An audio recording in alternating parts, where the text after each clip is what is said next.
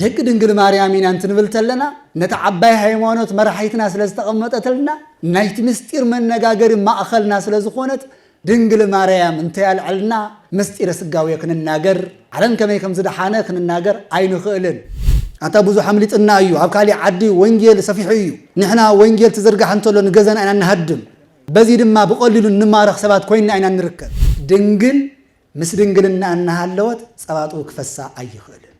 ትንዓይን ዓኹም ንኹላትና ዝምግብስ ካብ ሓንቲ መንእሰይ ካብ ሓንቲ ዕግነ ባጽሕ ገና ኣዶነት ዘይትፈልጥ ዘይዓበየ ዘይጎርመሰት ቆል 15 ዓመትስ ኣዶ ኮይናስ ድንግልናዊ ጸባጡ ይጠቡ ኢየሱስ ክርስቶስ ነዚ እዮም ሊቃውንቲ ውዳሴኺ ምስጋናኺ ምግቢ ኮይኑ ተንምገቦ መስቶ ኮይኑ ተንሰትዮ ክዳን ኮይኑ ተንኽደኖ ይፈጸምናሁ ኣይምጨረስናየን ነርና ኣለኹም ዶ ምስጢር ከመይ ከም ዝተሓዝ ምዕቃብ ምስጢር ወንሲ ካብ ድንግል ማርያም ክንማር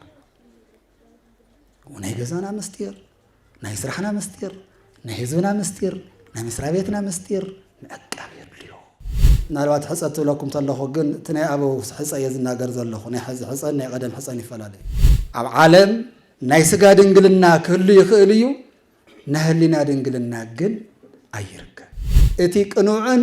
እቲ ሓቀኛን እቱ ትኽክለኛን እቱ ዝተፈጸመ ምስጢር እዚ እዩ በስመ አብ ወወልድ ወመንፈስ ቅዱስ አሐዱ አምላክ ይትባረክ እግዚአብሔር አቡሁ ለእግዚእነ ኢየሱስ ክርስቶስ ዘወለደነ በብዝሃ ምሕረቱ ለተስፋ እንተባቲ ናሃዩ በተንስኦቱ ለእግዚእነ ኢየሱስ ክርስቶስ እምነ ምውታን ናይቲ ትምህርትና ዋና ማእኸል ምስጢሩ ስለ ቅድስት ድንግል ማርያም ክብረ ቅድስት ድንግል ማርያም ምስ ምስጢረ ስጋዌን ትግለጽ ዘመላኽት ክኸውን እዩ ሁላትና እውን እቲ ንሰምዖ ቃል ንኡ እናስተውዐልና ምስጢረ ስጋዌን ትግለጽ ድንግል ማርያም ሓዲካ ከም ዘይኮነ ድንግል ማርያም ትትለዓልተላ ድማ መሰረት ምስጢር ስጋዌ ከም ዝኾነ እውን ርድኢትና ገበርና ክንጸንሕ ይላው እሞ ወንጌላዊ ቅዱስ ማቴዎስ እንታብ ዝጸሓፎ ካብ ዝመሃሮ ካብ ዝነገሮ ካብ ዘብሰሮ ሓደ ቃል ኣልዕልና እንትንነጋገር ኣብቲ ምዕራፍ 1 ቁጽሪ 18 ከምዚ ዝብል ቃል መልዓል ክንገብር ወሶበተ ፍህረት እሙ ማርያም ለዮሴፍ ተረክበት ጽንስተ እመንፈስ ቅዱስ ዘእንበለ ይትራከቡ ተረክበት ጽንስተ እመንፈስ ቅዱስ እንዘባ ውስተ ማኅፀና ወላዲቱ ቅድስት ድንግል ማርያም ንዮሴፍ በሓደራ ብሕፀ ምስተውሃበት ስጋዊ ድንግልናን ሓሳባዊ ወይ ድማ ናይ ህሊና ድንግልናን ኣብ ማኅፀና እናሃለወ ብናይ መንፈስ ቅዱስ ጥበብ ጽንስቲ ኮይና ተረኸበት ከይተቃረቡ ከይተራኸቡ ጽንስቲ ኮይና ተረኸበት ይብል ቅዱስ ማቴዎስ ናመድሓኒትና ኢየሱስ ክርስቶስ ልደት ከምዚ እዩ ድንግል ማርያም ከምዚ እዩ ታሪካ እቲ መድህነ ዓለም ክርስቶስ ዝተወልደላ ቅድስት ድንግል ማርያም ትምስጢር ልደት ከምዚ እዩ ኢሉ ካፍቶም ናይ ኣበው ልደት ዝተፈለየ ልደት ከም ዝኾነ እገለ ካብ እገለ ተወለደ እናበለ ኣቦ ካብ ኣቦ እናፀውዐ ድሕሪ መምፅኡ ወለእግዚእነ ኢየሱስ ክርስቶስ ከመዝ ውእቱ ልደቱ ናይ መድህነ ዓለም ኢየሱስ ክርስቶስ ኣወላልድኡ ታሪክ ልደቱ ምስጢር ልደቱ ከምዚ እዩ ወላዲቱ ማርያም ንዮሴፍ ምስተሓፀየት ብሕፀ ምስተውሃበት ናልባት ሕፀት ትብለኩም ተለኹ ግን እቲ ናይ ኣበው ሕፀ እየ ዝናገር ዘለኹ ናይ ሕዚ ሕፀን ናይ ቀደም ሕፀን ይፈላለዩ ኣፍኣዊ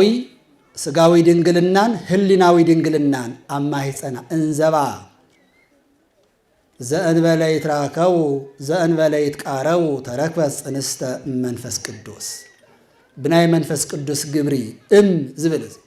ካብ መንፈስ ቅዱስ ዘይኮነስ ብመንፈስ ቅዱስ ይላል ሰማይ ወምድር ተፈጥሩ እግዚአብሔር ዝብል ወን የነጻጽርዎ ሊቃውንት ሰማይን ምድርን ብእግዚአብሔር ተፈጠሩ እስመ ይተረጎም ለሃበ ብዙህ ምስጢር ስለዝብሎ እቱ ዝብል መስተዋድድ ናብ ብዙሕ ነገር ይትርጎም ካፍቱ በብዙሕ ምትርጓሙ ድማ እንደገና ዚያብ ዚአቱ ዘሎ በተባሂሉ ይትርጎም ይብለና እዚ ድማ እዚ ምስጢር እዚ ድማ ቅድስት ድንግል ማርያም በድንግልና ስጋ በድንግልና ህሊና እናሃለወት ምንም ምስተባዕታይ ዝበሃል ምቅርራብ ኣብ ዘይብላ ሰዓት ብናይ መንፈስ ቅዱስ ጥበብ ጽንስቲ ኮይና ተረኸበት። ዮሴፍ እዚ ነገር እዚ ተመልኪቱ ግን ደንገጸ ይብለና።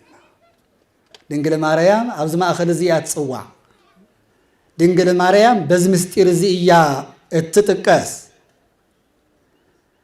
ህሊናዊ ድንግልና ስጋዊ ድንግልና እናሃለዋ ማለት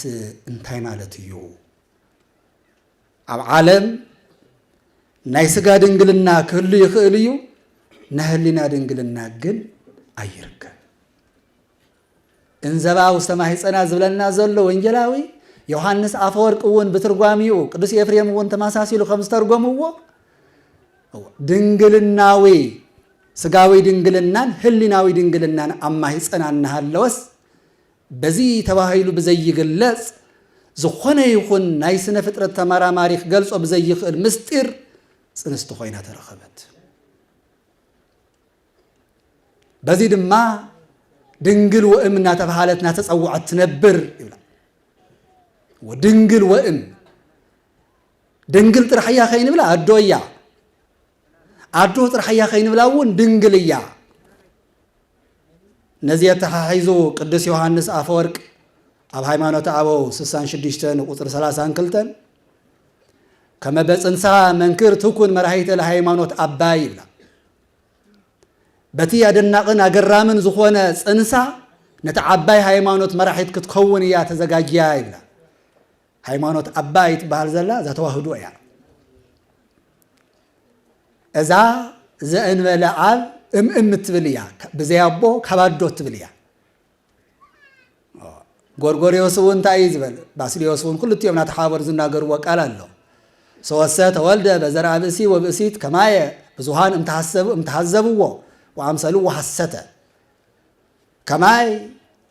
ካብ ኣደን ካብ ኣቦን ተዝውለድ ነይሩስ ብዙሓት ሰባት ኣምላኽ ተወሊዱ ኢሎም ተጠራጠሩ ነይሮም። ብዙሃን እምተሃዘብዎ ኣምላኽ ተወሊዱ ኢልካ ንምንጋር ከብድ ነይሩ። ምክንያቱ ብምንታይ ክፍለይ፣ ንምንታይ ብሆተ ልደት ክበሃል፣ ብምንታይ ክግለጽ? እቲ ናይ ነቢያት ትንቢት እውን ከምኡ ስለ ዘይጸንሐ ነቢያት እውን ናሁ ድንግል ትጸንስ ወትወልድ ወልደ ኢሎም ተነበዩ እምበር እንሆ ብእሲት ክትወልድ እያ ወይ ድማ ሰብኣይ ሰበይቲ ክወልድዎ እዮም ኣይበለን። እዚ እዩ። ስለዚ ነዚ ተሓሒዙ ነዚ ዓባይ ሃይማኖት መራሒት ክትከውን ተዳልያ ኣላ ኣስተውዕልዋ ኢሉ ነቲ ምስጢረ ስጋዌ ድማ ሊቁ ዮሐንስ አፈወርቅ ይነግረና። በዚ ምስጢር እዚ እዩ እምበኣርከስ ድንግል ማርያም እትግለጽ። በዚ ምስጢር እዚ እዩ እቲ ስጋዌ ተፈጺሙ። በዚ ምስጢር እዚ እዩ ድንግል ማርያም ኣምላኻ ዝወለደት ፍጥርቱ ንኣምላኻ ዝወለደት እንታይ እናተባሃለ ከምቲ ብኣደናቂ ዝኾነ ጽንሳ ዝብላ ዘሎ ንሳ ድንግል ወእም እናተባሃለት ክትነብር ንሱ ድማ ኣምላክ ወሰብ እናተባሃለ ክነብር። ኣምላኽ ተወሊዱ እንተተዋሂሉ ኣምላኽ ጥራሕ ዝብል ፃውዒት እንተመፅዩ ወነ ኣምላኽ ይከኣለ እዩ ንመለኮት ዝኽልክሎ ነገር ስለ ዘየለ ብህቱም ድንግልና ክውለድ ይኽእል እዩ ኢሎም ኣዶነታ ከይርስዕዎ። እወ ስጋ ለበስ ወሊዳ ተባሂሉ ባዶነት ጥራሕ ከይትጽዋዕ ድማ እንደገና ኣዶነታ ድማ ድንግልና ዘለዎ ስለ ዝኾነ ከዓ ኣምላኽ ወሊዳ ንሳ ድንግል ወእም ንሱ ኣምላክ ወሰብ እናተባሃለ ልክነብር ከመ በጽንሳ መንክር ትኩን መራሒተ ለሃይማኖት አባይ። እዚ ተኣስተምህሮ ቤተ ክርስቲያንና እዚ እዩ ሊቃውንቲ ዘጽንሑልና። ኦርቶዶክሳዊ ተዋህዶ ቤተ ክርስቲያን نعاشحات زمانات تشكيماتو استوعزت له مستير جن عالم زي فلتو عالم بنايو على ترجم الناتو وعازة اتيو السادادي ديابلوس قدمون بهيرودس السادد ازنبره حزد ما بمستير ناس السادد ازنبر زلو سرحكو انت زي قارصه اتي قنوعن اتي حقኛን እቱ ትክክለኛን እቱ ዝተፈጸመ ምስጢር እዚ እዩ ድንግል ማርያም በዚህና ንጽዋዓ ነዚህ ያ ቅድስት ቤተ ክርስቲያን ስማ ጽዋዓ ዘይት መንዋ ነዚህ ዮም ሊቃውንት ውዳሴኺት ምስጋናኺ ምግቢ ኮይኑ ተንምገቦ መስቶ ኮይኑ ተንሰትዮ ክዳን ኮይኑ ተንخدኖ እሚፈጸምናሁ አይምጨረስና የነርና ይሏል አይመወዳና ይወን ወዝብላዕ ኮይኑን አይምጸገውናየን ናይ ዓለም እኽሊ ይጽገብ እዩ ዛዛ አንተ ብልዕ ዘበልናያ ጨጓራና ዕርፍ ስለዝብል ጸጊበን ብሊና አቦታትና ሊቃውንት በመንፈስ ቅዱስ ስለዝመልከቱዎ ነቲ ምስጢር እንታ መስጠርዎ ምስጢርና ወለደሎም ይሐድር እንበር አይጸግብዎን ነይሮ ከምዚ እቲ ምስጢር ድህነት ነዚህ ውንዩ ዓለም በአኽዳ ሓነ በወዲ خدማ ሰላም ኮነ ዝብላ እዚን ትባሃል ተሎ ብዙሓት ሰባት ጫውጫው ዝብሉ እንታይ ስለ ዝኾኑ እዮም وعالم بأخذ حنا السات سقيلا مالت كوي كونه زلنا زلوا نسخي أدو خينك زولدك يو نسخي صبغتي قدست إس خينك زفرخية فرع على مدحانة نمدحانيت النزوع الإس مدحانيت كوين النانولو ومدحانيت تمدحانيت النتو كافتو زرك فريو قنت إس عندنا دما ناي مدحانيت مستير اللو يبان بزيو بيكي دهنا على وبوالديكي كونا سلام النبلة زمرا قدوس ياريد اتي مستير سقاوي خن النغاغر انت خوينا غزا بزي عمد كم زيه النص مستير سقاوي دنگل ماريام انت يطقسكا اديو انت يالعلكا قداماوي لدت تعاوق بدهراوي لدت الكا اتي قداماوي لدت امعاب زئنبل ودهراوي لدت ام زئنبل كي تباهله اتا هايمانوت عمد زي ولو يخون زيايا لهايمانوت اباي زلازل زيايا اتا ابزي غعيزا بصيحا سم دنگل ماريام نصوعنا ናይ ጸሎትና ማዕረጊት እናገበርና መልእልተ ፍጡራን እናበልና ንጽዋዓውን በዚ ክብር እዚ ስለትርከብያ ካልኦት አገልግሎም መላእክት ይላአኹ ቅዱሳን ነቢያት ትንቢት ተናጊሮም ሐዋርያት ስለ ቃሉ ናብ ዓለም ዘይሮም አስተምሂሮም ሰማዕታቱን ምንታን ዛረ ቅንዕተ ሃይማኖት እዚያ መስዋዕት ከፊሎ ቅድስት ድንግል ማርያም ግን ካብዚ በስተፈለየ ምስጢር ስለንረኽባይ ካብዚ በስተፈለየ ምስጢር እንታይ ማለት እዩ ቅድስት ድንግል ማርያም አዶነታ ኢና ንረክብ አዶነታ ኢና ንረኽቦ ወላዲትነታ ኢና ንረኽቦ ወላዲተ አምላክ ዝብል ምስጢር ኢና ንረክብ ካልኦት መንፈስ ቅዱስ ዘለበሞም ትንቢት ተናጊሮ ራእይ ተገሊጽሎ ናብ ዓለም ተላኢኾም ሰቢኮም ምሂሮም እንታን ሃይማኖቱ ወን ህይወቶም ከፊሎም ከምቲ حواتنا እንታን ህዝብኩም እንታን ሃገርኩም መስሓጽና ተጋፈጥኩም መስሓውና ተጋፈጥኩም ገለይኹም ሙሉእ ህይወት ገለይኹም ድማ ፍርቅ አካል ከፊልኩም ወዘለኹ ነቲና እግዚአብሔር ዕላማ ኾሙ ነቲ መንፈሳዊ ዕላማ ኾሙ ዝኸፈለለው ከምነ ኢሳይያስ ትንቢት ተናጊሮም አምሂሮም ግን ድማ ነቲና እግዚአብሔር ቃል ብዝቃወሙ ተቃረንቲ بمجاز تسنتقم ميتهم نبينتهم قد نزل عالم نتصوع ينبر له نبي إسحاق نبنا نتوصل لنا كل جزية بإسحاق كلوت نبياتون ننس أسرع عبد الحرين حديث كده أنا أقول قلوتون تماسس عليكم سمعت تكون بهايمانوت عبد المدرزيك نموت عفتو سماوي جزا هيوت كنركب እቲ ክርስቶስ በኩረ ሰማዕታት ዝኾነሉ ሃይማኖትና ክንሞተሉ ኢሎም ብዙሕ ዋጋ ከፊሎም ናይ ድንግል ማርያም ምስጢር ካብዚ እተፈለየ ምስጢር እዩ كم تقدمنا سمعنا يو أدو زبل قال أدو النتنتاي تكس مسناس مولاد متباو محقاف محزان والعمل لا يحدد قدوس يفريم ترى لك هادو كما أو هازت دنقل حليبة ناي بايلوجي مهران تلو تهون يهم وزح نقري كل جزية سلا دنقل مريم تستمرت الله خوين ناقرأي دنقل مس دنقلنا أنها اللوت سباتو كفسا أي خل قدس مصحف كمستمهرنا إياه حزتها كم زلا يفلتنا بزخونة قدسات مصحف كم زنقرنا جن ليك أون تادنيو كم زنقرنا زلوا جن تريئينو كما دنقل أو حازت حليبة دنقل مس دنقلنا أنها اللوت وليداس عندنا دمات زقرم نقر مس دنقلنا أنها اللوت سباتو فسيس وامقولا عنقيلة أطبيوا زي فو تسيسي حليبة كما هزقانات أنت كما أيو كما هزقانات حليبة كما قبزخ عليه اتمقابي كل أملا تنعين عاهم إنه كلها تنا زمقبس كم حنت من إسي كحنت عقنا باصح قناة دونا زي تفلت قناة نفعلا زي عبية زي قرمست قول 10 عامتس عدو خويناس دنقل الناوي سباتو يتأبو إيسوس كريستوس إذا مستير زي تري إلا خادو إلي قدوس يفري أستوعي الكادو مبزحتون تا يشجر لنا يمسلكم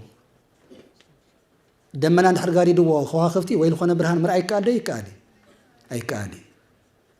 أتحساسب عالم دحر شفين كابون مستير أي قلت سألكاي تناي بيت كريستيان مستير بسقا يخون كاي تحاسوا بمنفسي خاطر الدو دنقل ماريام نقول له نقر أبنتنا أيها تقلبنا بلنا خنكيد نئمنتون أبنتنا أيها إذا مستير زي نسا مجمريا تنقران تولو ملأكو قدوس جبريل أبصاري مصين تنقران تولو إذا مستير زي خبيدو واي ندايلاتو كما يليخون اللي إذا نقر زي نحي مانوت أبنتنا يا دنقل مريم تأذ بلتو يكونني ما كما تبيلني أنا هذوكو እግዚአብሔር ዝወለ ይኹን ኢና ስለዚህ ንሓድርኮ እዩ ዝጎድለና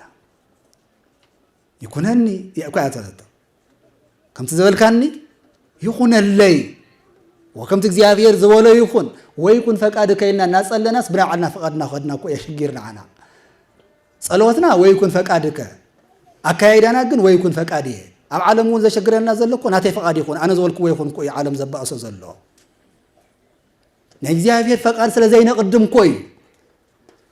سناتو فقاد نحن قدمنا خوينات نخلاتنا زتأكم أو يزركب انتهي بلد قدس دنقل ماريا يكونني بكما تبيلني زي نحد أماني ملك عند بتي عندنا قدسنا جنزب أيو واستويت مقدس نبرت بقدسنا هو نجزيافير مستير كنجركا እግዚአብሔር መሳሪሑ መልእክተኙ አገልጋሊው ከሐሪያካን ጽዋዓካን ነመንግስት ኸወርሰካን ድሕር ኮይኑ ንጽህና ያድሊ ቅድስና ያድሊ ውስተ ቤተ መቅደስ ነበረት በቅድስና ሲሳያ ህብስተመና ወስቲሃኒ ዘልቦና ሰባ ዘይተመገቡዎ ካብዚ መጸ ዘይባሃል ካብዚ ተቀዲሑ ካብዚ ተሰንኪቱ ዘይባሃል ትምገብን ተሰትዩ ነበረት زيونا يقدسنا مستيري نصحنا ون ገንዘባ እዩ ንጽሐ ስጋ ንጽሐ ነፍስ ንጽሐ ልቦና ገንዘባ እዩ ፍጽምት ቅድስት እያ ፍጽምት ንጽህት እያ ንጽህት ወብርህት ኢሉ ማቶም ሊቃውንት ንቅዱስ ኤፍሬም ንጽህት ወብርህት እንደገና ድማ ምስጢር ንምዕቃበውን አብነትና እያ ኩሉ ዝረአየቶ ነገር አብልባት ሕዞ ነይራ ኢለና ቅዱስ ሉቃስ እኮ وماريام ست أكل زنت نجارة وتوديو واستلبا وتوزر آيات مستير بمولوس فيسبوك أيضا هم تحزني يسولك على هذا كذي يشجر النحازي مسحنا بالعخاون كأج أبيلك زي أنا لنا كان عالم تفعلت طيب عمو وديو ويس نحن نبلسكم مالت ديو ولا عجنا كم حيصنا تولدون قرص أبيلك يهم ولا عجوليدنا أرسو يترف السمو يصنح أرجعنا ما حسن زلون بي قول عدم صويا بميكروسكوب غير متعسم غيركم غير ولا دي انتي مالت انتي عينت قلتيو انتي زولو تلكسكسو سرينغل مريم تاي زعبي مستير تغليص لاس بمن غلصتلو ديام كو قدوس بطرس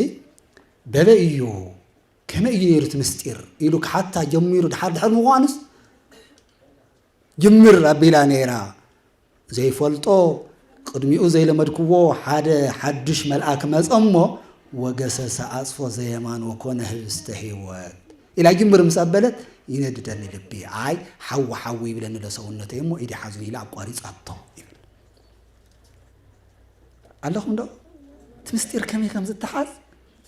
مأقاب مستير ونسي كامنجل مريم كنما وناي غزانا مستير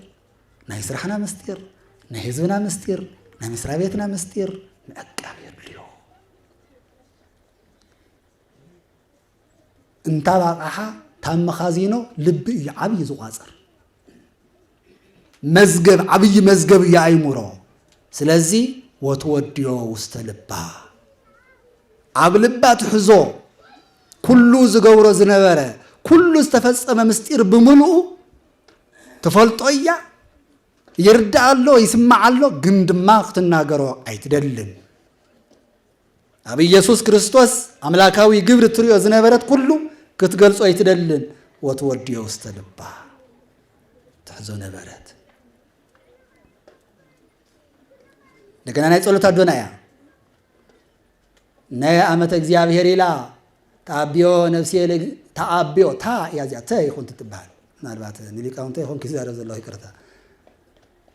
ንኻሎት ተሕዝበልኩም ሓዋቴ ወይ ደሞ ደቀ መዛሙርት ታ ያትባል ታአቢዮ እንተይና ታዓውዮ ይዝብል ትትርጉም ክባላሽውና ስለዝኽእል ታአቢዮ ልዕልዕል ተብሎ ንአምላኸይ ነፍሰይ ንአምላኸይ ልዕልዕል ተብሎ ተኽብሮ እንታይ ስለዝኾነ ስመርኤ ህማም አለ አመቱ እንሆ ናይ አመቱ ናይ ገልጋሊቱ ናይ ግሊኡ ህማማን መከራን ሪኡ ናዲያን ሄዋን ወንት ጸልየለ ትልምናና አላ ናይ ጸሎት አድእያ ስለዚህ ሁላትና ደግ ድንግል ማርያምን አንተን ብልተለና ነተዓባይ ሃይማኖት መርሐይትና ስለስተቀመጠተልና ናይቲ ምስጢር መነጋገር ማእኸልና ስለዝኾነት ድንግል ማርያም እንተ ያልዕልና ምስጢር ስጋዊ ክንናገር ዓለም ከመይ ከም ዝደሓነ ክንናገር አይንኽእልን ድንግል ማርያም እንደገና ድማ ኣብ መከራ ጊዜ ተዓጋሲት እያ ተዓጋሲት እንታይ ዝበላ ቅዱስ ጊዮርጊስ አባ ዘጋስጫ ትዕግስቲኪ ፈድፈደ ምስትዕግስተ ኢዮብ ጻድቅ ወእማርቆስ ዘትወርማቅ ኢዮብ ኩላትና እንፈልጦ ብሞት ይኹን بدوي سجاز تقاطع أيو ويستفتنا إنه والله وحساون تدقو بموز تنتقى بحدا جزية عندنا ونز قويل زنبرة قلبت زنكوا هوا زنبرة سونت سقو توديو عاصمس كعذرة عاصابعته محقق سلكي وبقال عجيره سونتي حق خنيري اسكيت رأي عايز امتي هو يزولا كل بيت سوى حد جوا سويت قاس حديقاتو امين قال كداني لحيزاتو تنبر زنبرة حديقاتو نيرا سامح داقات راح يكون نمسك زيافيرون كصالا فتينا تريرا انك السبارك ولا زيافير لا زيافير بقى وقصه زخل مكرام سيلكاني حدا غزي انتاي صغا حمزه مصلنا خي تردنا زخونه ነገር انكف تبلنا اقادادمنا نابمن موقاسنا اتو ناب እግዚአብሔር يوقس تدحري زمص ጥበብ አይንፈልጧል እተድሕሪ ዝመጽ ነገር አይንፈልጧል እቱ ኣብ ህይወትና ዝገጠመ ነገር ወይ ቅጽዓት እዩ ግብርና እያምጽዎ ወይ ድማ ዋጋ ዘውህብዩ ደው የዘእስየት ክኸውን ይኽእል ወይ ድማ ካብ ዘለልና ተጋድሎ እንረኽቦ መከራ ክኸውን ይኽእል ደው ዘእስየት ደው ዘገድ ክኸውን ስለዝኽእል ትዝኸፈ ደው የዝኃጢአት እዩ ብኃጢአት ዝመጽ ደው سجاخان نفسخان زود تعطيات حمام أمسيو سجاخا فرد أمسيو ونفس خازت في زيو إيوه بزي خمسة عينة دوية زي السيد تعجستو ترأيو بتعجستو زرخوا واقع لممسا دوي سقا تفتين نيرو قندما يبل زليك زنا قرزلو انت همنا ايوب تعجستخي بلس فدفدة بزحة عباية كمي عم سدت مكرات قبلكي 3 عامات 6 ورحن ويدما 7 منفق ويدما 4 كل تناوارح ويدما 260 معلتي أبرخا أب صحايا أب قرية أب سدت أب زيت فلطي عد خيركي مكرات قبلكي تقستي فرفدة أم من تايخة ودخي بزي بدلو أمل التمسك العراق وتنطلطيلو أداونا أقارون مسعن سأيت تتابق بمسمر توقي انت ترية اللخي نوعات كفسي تعكيس كسوق بالك كم زي تتعقستخي سلازي مكرانا بتعقستخ نصور بصلوت كفتح لنا وناب እግዚአብሔር كننغاغر كنلمن عدو صلوتنا ايا قدس ድንግል ማርያም መሰረትና ይኩሎም ቅዱሳን ጸሎት እያ ድንግል ማርያም በዚህ ምስጢር እዚ ያትፍለጥ ስለዚህ ንሕና ደንቅ ድንግል ማርያም ስለዝኾንና እቶም ቅድሜና ዝተፈጸሙ ሁሉም ተጻሒፎም ዘለው ንዓና መምሃር እዮም ወኩሉ ዘተጽሕፈ ለተግሳጽ ዚአነ ተጽሕፈ ኩሉ ተጻሒፉ ዘሎ ንምንታይ ይመስለኩም ንዓና መምሃር ክኸውን ድሕሪቱ እንተዚሃልዩ ቅድሚቱ የለን ከም ዝበሃል ኣብ ሕሉፍ ግዜ ዝተፈጸመ ታሪክን ትምህርትን መጓዓዝያ ገይርና ኣብነት ገይርና እንተዘይተጓዒዝና ሓድሽ ነገር ክነምጽእ ይንኽእል ኣበው ከመይ ሓሊፎሞ ቅዱሳን ከመይ ሓሊፎሞ هذا لما أنت دسيب قدام أوي هو تكنري مسئنا في أوي يصوم وقتون قدام كم أيوة قدام من إحنا لك قد أرينا تتمرت بيتون أو قدام من رخيونا أيوة تن قدامات نايمن وكوستر حمن وراي كونان نايمن فساو تمرت بيت يونيفرسيتيا عملنا فشاز لبدنا وزخته ما خوينا جن لما أنت زهريا وقمنا بزي أمسيهم كعب عملكمنا اتهيوات كن مهارو لهم تمعبو اتمنونا عالم تمنونا طريت تقداماوي هيوات بدنقلنا منبار انتاينتو خنردا بتقدس ድንግል ማርያም ጸሎታተ ባይላት ጽውዓሉ ሞ እንደገና ድማ ወድሙር ኩሉ ንዋዮሙ ከምቲ ያ መጀመሪያ መስረታ ክርስትና ዚናቴ ከይተባሃሉ ኩሎም በሓደ ገንዘብ ዝመሓደር ዝነበሩ ኩሎም ወድሙር ኩሉ ንዋዮሙ ክርስትና መጀመሪያ ጊዜ ኣብ ገረ ሐዋርያ ተተመልኪትናያ ዚናቴ ይነበረ ታይዳ ተዘለዎ አምጽ ያብርክ ተዘይወሉን ምስህሉ ኮይኒ ጥቃል ወአልወጽ ንስ ውስቴቶም ይብል ገዳሙን ኮሙ ጽርዓት ግን የለ እንደገና ኸዓ አምቶ ሓደ መነኮስና ሓደ ገዳም ኸይዱ ወንጀላዊ አንደ ይኮንኩም ንኹም ምንታይ ታይና ገርኩም ትነብሩ ይሉ ሕልፍ ዘበለ ጽርዓት ዘምህር ከመይ ኢለሞ አዋፍ ነጽር አዋፍ ሰማይና ተባለስ ነዝራኹም ዓጸድኩም ክትውሉ ትነብሩ ይሉ በልስኸ መጽሐፍካ ተመልከት ይሉ ሰማ መጽሐፍካ ተመልከት ኮፈል نحن عمل ما نتعب من يتنقيرمو بل الصحامنو عمل ما يقبر الصحام كن صراحة مقصر له ودحرين تاع صراحة مصاريحة صلاة ما بصيحة أفتح ساعات المجولة ساعات لما واصل دياق واتم سخونة تخون نجار تمجيبه تدرنا أهاو زور وري لكوي جنيات ويا خف جاي تخيلن ويا سقاو بهر الله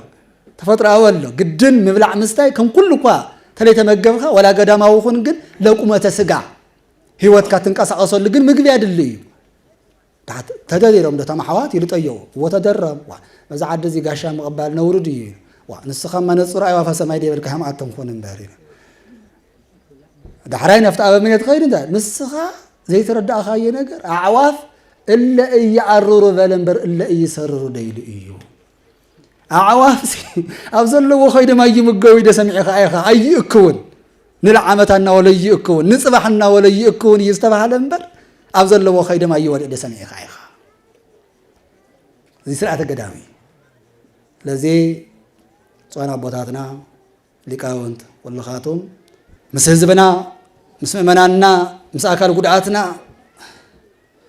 اتي اكال قدعات ناتنا قدعات غيرنا اكالكم استغوداكم تايتعيت اكال ناتكميا تستغودا اكال دما ناتنا ايلنا بحبار مساهم كنوعل عبي مرها غبري يمو طعم كاب لبي እግዚአብሔር ነዚ ጉባኤ እዚ ክዳሎ ዝፈቐደ ስም ኣምላኽና ይኽበር ይመስገን። ሃገረ ስብከት መቐለ፣ ኣብያተ ትምህርቲ ሰንበት፣ ኣድባራት መቐለ፣ ምእመናን መቐለ፣ ብፁዕ ኣቦና አቡነ ዮሃንስ እውን ካብቲ መንፈሳዊ ኮሌጅ ኣካልቲ ሃገረ ስብከት ኮይኖም ምሳኡ ዘለዎ መሳርሕቶም ኮይንኩም ነዚ በዓል እዚ ከምዚ ዓይነት ክንሎምዶ እውን ይግባእ። ንዑደት ጥራሕ ዘይኮነስ ነቲ ወንጌል ከምዚ ጌርና ተማሂርና ብሓባር መንግስቱ ክንወርስ ኣታ ብዙሕ ኣምሊጥና እዩ። ኣብ ካሊእ ዓዲ ወንጌል ሰፊሑ እዩ። ንሕና ወንጌል ትዝርጋሕ እንተሎ ንገዛና ኢና ንሃድም። በዚ ድማ ብቐሊሉ እንማረኽ ሰባት ኮይንና ኢና ንርከብ። በርግፅ ኣብ ከቢድ ፈተና ይወደቕናን ንቐፃሊ ግን ከምኡ ኢና ንነብር ከይመስለኩም ብዙሕ ፈተና እናሰፍሐ እዩ ዝኸይድ ዘሎ።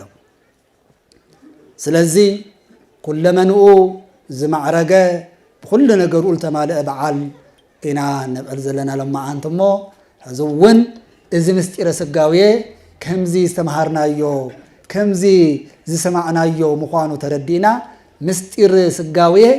መሰረት ድንግል ማርያም ገይሩ እቲ ጉልላቱ ድማ ኢየሱስ ክርስቶስ ገይሩ ዝምህር ዝናገር ስለ ዝኾነ ክብሪ ቅድስት ድንግል ማርያም በዚ ከምዚ ተረዲእና ኩላትና ጣዕማ ውዳሴ ኣብ አንደበትና ገይርና ስማ እናፀዋዕና ስም ኣምላኽና እናፀዋዕና ቅድስት ቤተ ክርስቲያን ዘቐመጠቶ ስርዓት እናፈፀምና በታ ኦርቶዶክሳዊ ተዋህዶ እምነትና ፀኒዕና ልክንነብር ኣምላኽና ይፍቀደልና። እታ ርህርህተ ልቢ ኣደ ኩሉ እማ ኣምላክ ቅድስት ድንግል ማርያም ቃል ኪዳናን በረከታን ረድኤታን ምስ ኩላትና ይኹን። ከም ዘጀመረና ብሰላም ይፈጽመና። ህዝቡን ብድጋሜ ብፁዓን ኣቦታትና በረከትኩም ይብፅሓኒ። የቀኒየለ ድሓን ዋዕሉ እግዚአብሔር ይባረክ።